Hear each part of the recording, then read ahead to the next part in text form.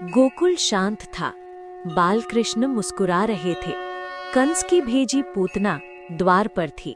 आकाशवाणी ने कंस के हृदय में भय का बीज बो दिया।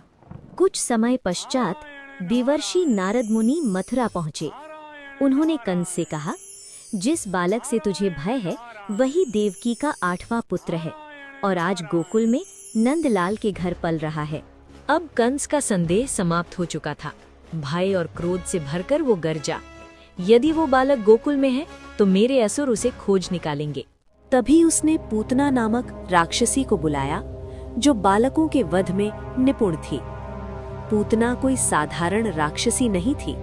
उसने अपने स्तनों पर प्राणघातक विष लगाया था, जिसका स्पर्श मात्र मृत्यु के लिए पर्याप्त था। मायावी शक्ति से उसने एक अत्यंत सुंदर स्त्री का रूप धारण किया और गोकुल की ओर बढ़ चली। उधर बाल गोपाल पालने में खेल रहे थे और यशोदा मैया मक्खन बना रही थीं। उसी क्षण वो सुंदर स्त्री गोकुल में प्रवेश करती है। उसको देख माँ यशोदा पूछती हैं, माता आप कौन हो और कहाँ से आई हो? पूतना मधुर स्वर में बोली, मैं मथुरा से आई हूँ। मेरे पति एक महान ब्राह्मण थे। उन्होंने मुझे 2 वरदान दिए हैं। फिर उसने यशोदा मैया से कहा, मैंने सुना है कि आपके घर एक दिव्य आत्मा ने जन्म लिया है। मैं उनके दीर्घ और स्वस्थ जीवन के लिए आशीर्वाद और स्तनपान करना चाहती हूँ।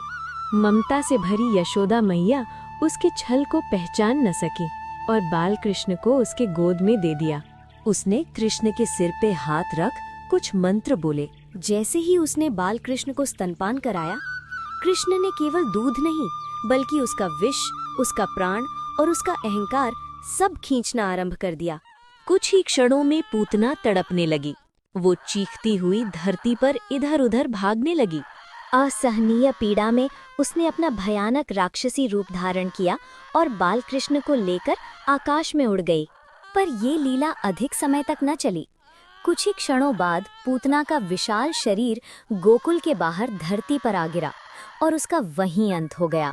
पूतना मृत पड़ी थी और बाल कृष्ण सुरक्षित, मुस्कुराते हुए।